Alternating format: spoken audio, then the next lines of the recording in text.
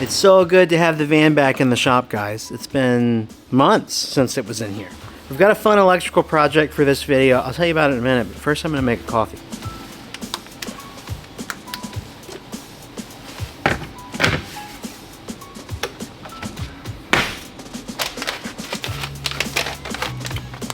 Some local stuff.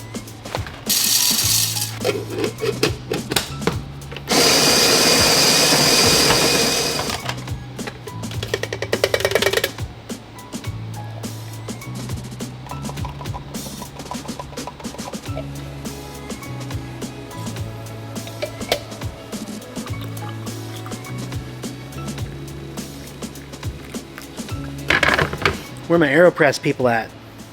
Love this thing. It's like, you know, manually pressed single shots of espresso. It's excellent. Hey, did you guys see we have Wilder Mountain Van Company shirts now? It's got the van on it. That van. Back there.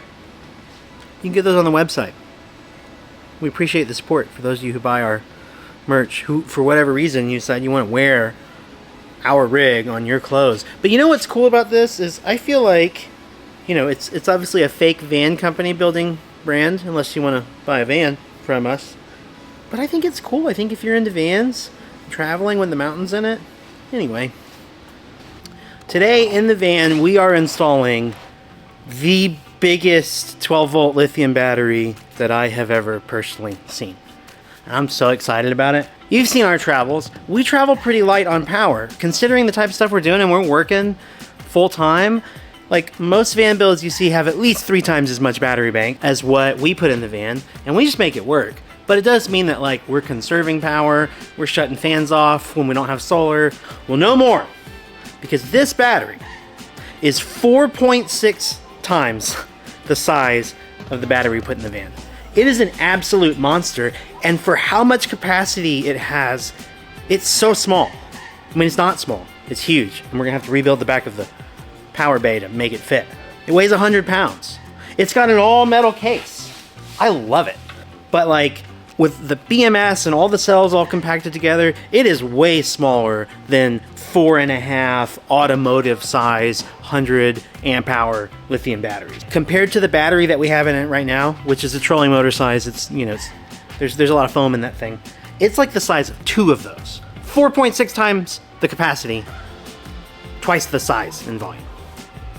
And did I mention it's 100 pounds? It's heavy. This is the Vatrer LM12460. Now, Vatrer did sponsor this video by sending us the battery, but they didn't tell me what to say except that they asked me to like read the specs to you. They also told me that I could tear it down for you, like open it up, take it apart, show you how it's built. We're not that kind of channel. I don't think you guys tune in to watch me like check out the welds on the internals of a battery. However, I did go watch some videos about it because I wanted to know what the quality was from someone who cared and knew how to evaluate that. I am very satisfied that the build quality on this is very, very high. So it's got these like spring-loaded handles with nice rubber grips on them so that you can grab this thing because it's huge. It's got these really nice plastic covers. I have them loose right now that cover the battery terminal, and they rotate up to 9. You can do, you know, cables out the front. I have it right now where one comes out the side. We'll see how we orient it, but you can twist these around. Very, very versatile. And the case is all metal. Super durable, feels nice, it's vented. It does have this hydrometer on the top, which, I don't know, it looks kind of steampunky, as well as a temperature gauge. I don't think the hydrometer is particularly accurate. People have mentioned that, and like, I'm in an HVAC space. I don't think it's 70% humidity in here, but it's not particularly useful to me anyway. It does kind of look cool, I suppose. All the specs neatly printed down the side in case you forget when you're bragging to your friends about how you have the biggest battery at the Van Life Festival. Oh, and it's got this nice physical on-off button here that lights up, and it'll illuminate when it comes on. That shows you, this is like a kill switch for the output. So I've got a physical kill switch for everything, but I can kill the battery output from here. That's a really nice, just like safety and maintenance feature. It's got a battery management system, overcharge protection, undercharge, under voltage protection. I do believe it has low temperature cutoff, so it won't, you know, fry the battery if you have it hooked up to a solar panel that's charging it. when it's below freezing. Max discharge current 250 amps times 12 volts. It's about 3,000 watts. Now I think this is one area where if you had this much capacity across 4 batteries, you could probably get a higher discharge out of it. I'm not gonna put a 3,000 watt inverter on this. I'm not gonna try and run a rooftop air conditioner on this, so for me, it's perfect. 460 amp hours, that translates to 5,888 watt hours. Compare that to 100 amp hour, 12.8 volt battery, your standard automotive size lithium batteries. Those get 1,280 watt hours. So just, it's massive, guys. It's so massive that I've had it hooked up to the solar panel. We haven't been getting great solar at home. It's wintertime, sun's low, kind of overcast, kind of parked in the shade. This thing has gone from 30% charge to 75% charge in like 2 weeks, okay? Because it's massive. If we had full sun on our 200 watts panels, it would still take like 4 days to charge this thing, maybe 5. Yeah, we're probably gonna have to upgrade our solar a little bit. I gotta figure out how we're gonna install this in the back of the van, and it doesn't exactly fit. Got the old battery out of there. Gotta come up with a fun place to use that. Tempted to figure out how to use it in the Jeep. So I'm thinking, it definitely won't fit here, it's too wide. I'm thinking though, I just measured, and from here to this back wall is like within 1/4 of an inch long enough to fit the battery, and it's narrow enough that I think it can fit between this and nudge up in there. The only problem is I have to take this out, it won't fit. So I gotta kind of disassemble our bed, take this one leg out here, which unfortunately is screwed through. But we can figure that out, and then I'll do pocket holes on the top, and then it'll be removable for maintenance. Kick that over just a bit, and then I'm going to try and mount the battery where the power button is right here where I can access it, which means all the terminals will be here. I don't know. It's not how I imagined it all going down. I thought one day we'd put an inverter here, but it is going to free up all this space at the front where the old battery used to be.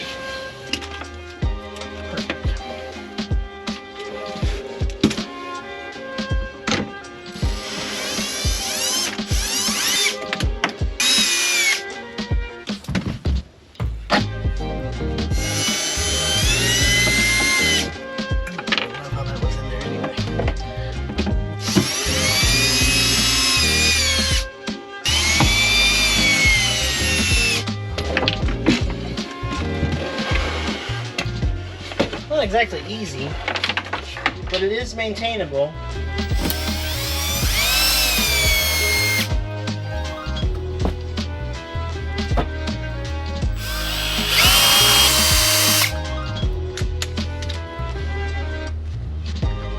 Hole screws.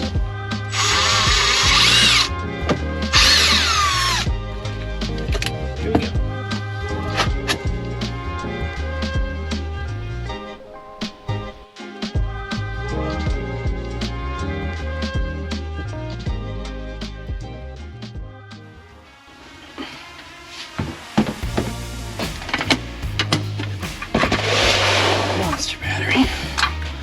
Oh, come on. You can fit. That's what I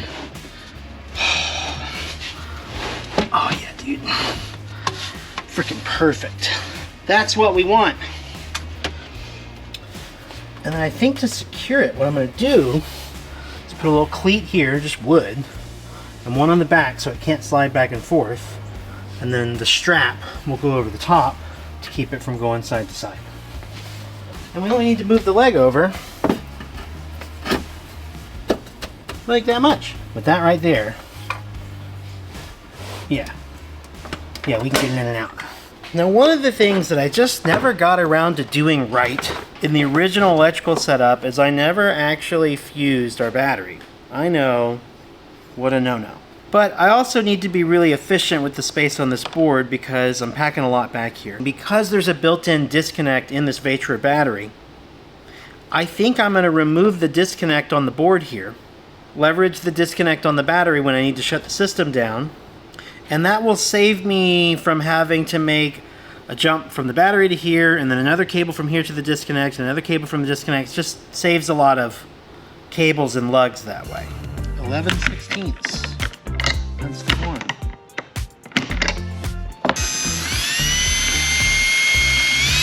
It's like I'm taking lugs off a tire.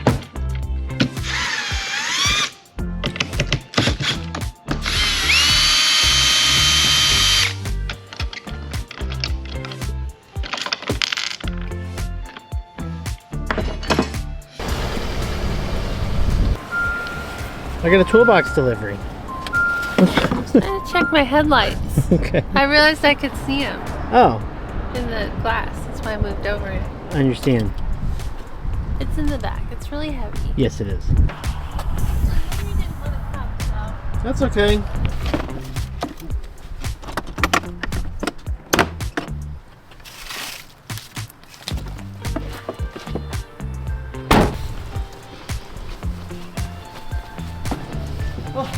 Ooh, it's hot in here. Yeah, I got it roasted. You wanna come see? Yeah, what's going on? I'm going to this 1-aught wire. Oh my god. Since we have so much more battery capacity. You have room for that? Like where you left room for all this? Yeah. Okay. I am reconfiguring it a little bit, but like, it's gonna work. That's what the cutter's for. That's what the cutter's for, is for cutting that big wire. I don't have another tool for it. And here's the giant ass battery. Oh, have I seen it? I guess, yeah, we brought it in the house. I forgot how big it is. It's so big. Yeah. I had to take the leg out from the bed. Oh no, so you're going to replace the post. I'm going to put a new post here. Okay. It will encroach on our ability to slide storage in, but I think that toolbox will fit. I'll test it now that I have it up here. Thanks for the delivery. Yeah. My OG crimpers from doing the RV build don't fit this gauge of wire. Found that out the hard way. So I went on Amazon and I got the more simple version of this, which is just the kind you hammer.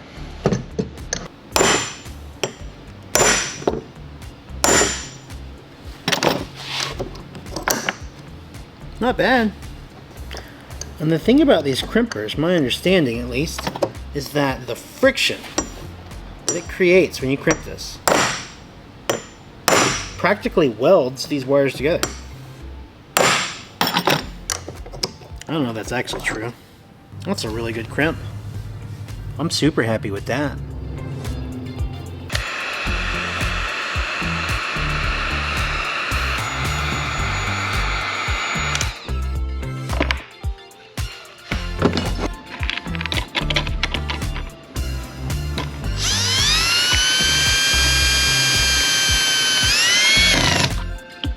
Alright, I'm really happy with this turned out. Off camera, I basically took apart everything on the wire block here. I had cut a lot of corners. I didn't realize how fast we were moving trying to get to California. I heat shrunk all the wires that hadn't been heat shrunk yet. I cut them all to a proper length. They were kind of jumbled, and it's just super tidy now. I also made these big honkin' battery cables. More than enough for the power we're going to use. I think I got them sized right. And now all that's left to do is wire it back up, install it.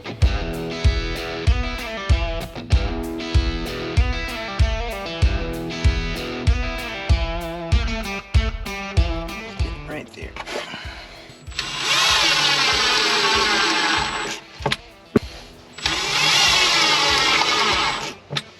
Okay.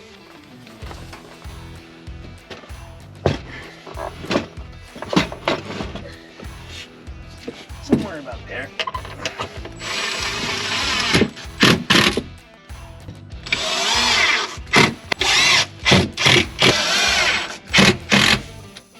Wonderful.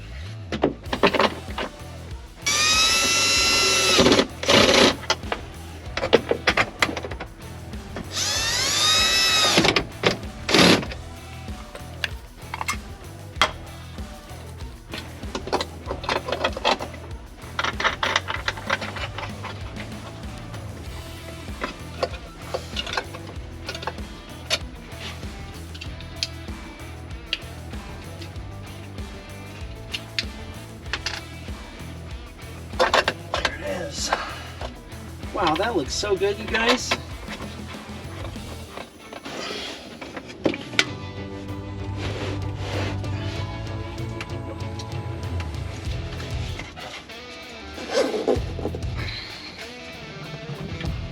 Oh yeah. That's torqued. Love it. Yeah, I can still move.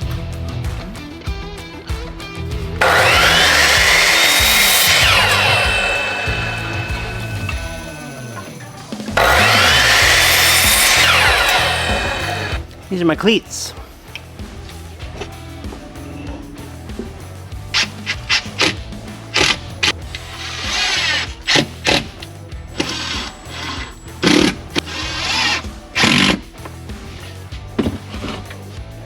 Dude, oh, that's perfect. It's not going anywhere. Love it.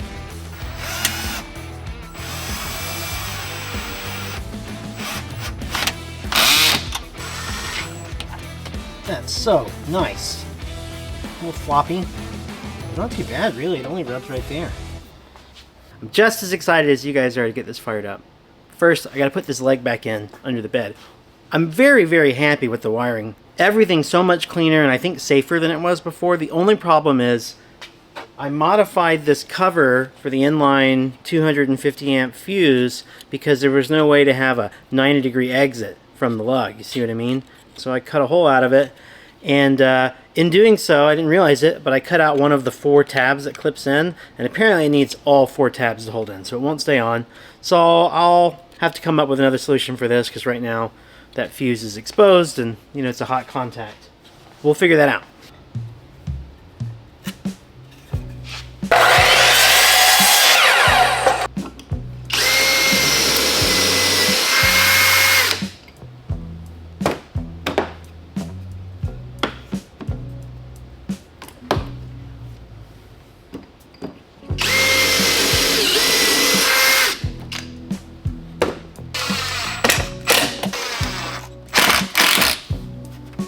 It.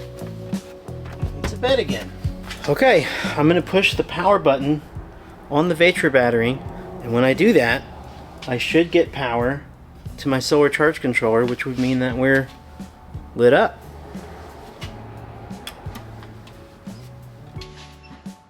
I heard the fan. Yes, sir. I love it. Guys, this thing is so freaking stable. Go ahead and turn the solar on. Oh, it can't go anywhere. This is awesome. Let's check the inside power. Perfect. We did it, guys. We hooked this thing up. All right, let's take it home to Wilder Mountain and we'll tell you a little bit more about this battery. This battery is unbelievable. I'm here in the van. We're sitting, we got a little bit of sun coming in, and I've got everything running. We got the fan on, we got the lights on, we got the fridge running. I'm just gonna show you the math because I'm gonna pull up the app, which is just a whole other aspect of this that's really cool. I didn't have to put a shunt in or a battery monitor because I can truly monitor the house batteries on the van now with an app. Pull the app up over Bluetooth, finds our battery, you can see our real-time state of charge battery percentage as well as the current power draw that's happening. So right now we're using 75 watts with everything running in the van right now. But 75 watts. So we have 5,888 watts. We're at 78% of that. That's 4,592 watt hours. Divided by the 75 watts that we're using. That is 61 hours of runtime. 61 hours, guys.